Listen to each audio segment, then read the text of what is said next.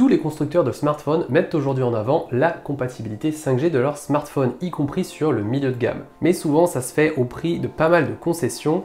Alors, pour illustrer ça, on a décidé de vous présenter deux téléphones, le Galaxy A32 qui lui est dans sa version 5G, face au Realme 8 Pro qui lui est uniquement 4G. Mais les deux téléphones sont vendus au même prix. On va donc voir les différences qui existent entre les deux et surtout les concessions que l'on doit faire si jamais on veut avoir la 5G sur son mobile.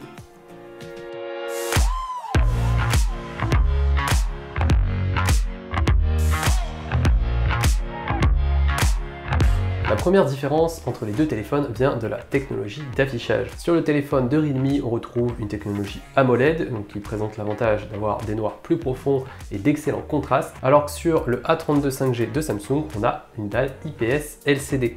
Mais ce n'est pas la seule différence puisque le téléphone de Realme a une définition Full HD+, là où celui de Samsung se contente d'une définition HD+.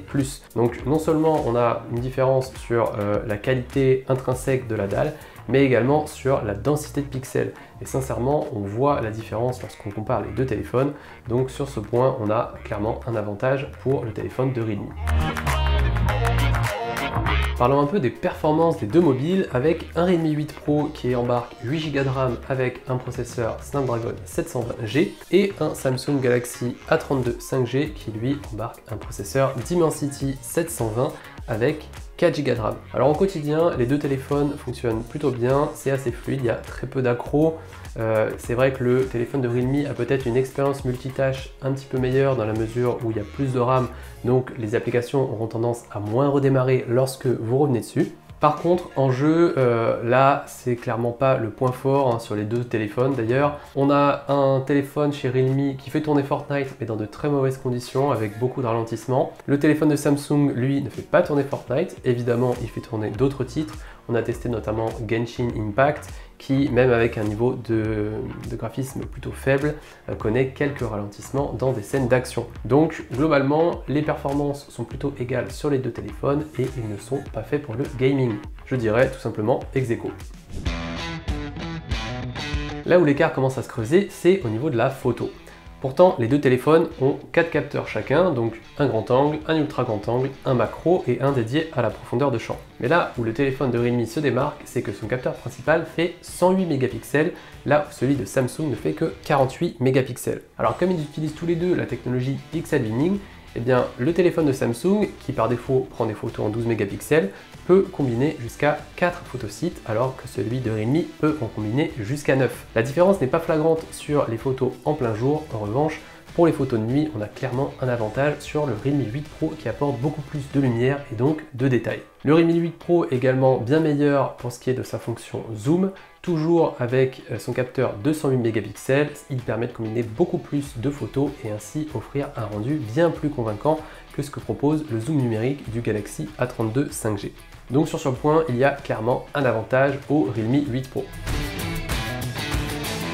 On termine ce comparatif en parlant d'autonomie et de recharge. Il faut savoir que le Samsung Galaxy A32 5G embarque une batterie de 5000 mAh qui lui permet de tenir 2 jours à 2 jours et demi, donc c'est vraiment une autonomie excellente. Le Realme 8 Pro, lui, embarque une batterie de 4500 mAh qui permet de tenir environ une journée et demie. En revanche, le téléphone de Realme a l'avantage sur la recharge rapide car il y a une recharge de 50 watts qui permet de retrouver 100% de batterie en seulement 40 minutes, là où le téléphone de Samsung et son chargeur de 15 watts ne permettent que de recharger le téléphone en 2 heures, ce qui, il faut l'avouer, est extrêmement long en 2021.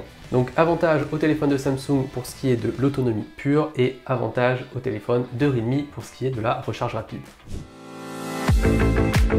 Vous l'avez constaté, si jamais vous cherchez un téléphone à 300 € qui est compatible avec la 5G, vous allez forcément devoir faire des concessions par rapport à un modèle similaire qui lui n'est pas 5G. Alors c'est vrai qu'en apparence, suite à notre comparatif, on pourrait croire que globalement le Realme 8 Pro est un téléphone supérieur, mais il faut prendre tous les critères en compte et ce sont notamment des histoires de préférence et des critères subjectifs comme notamment le design ou encore l'interface utilisateur.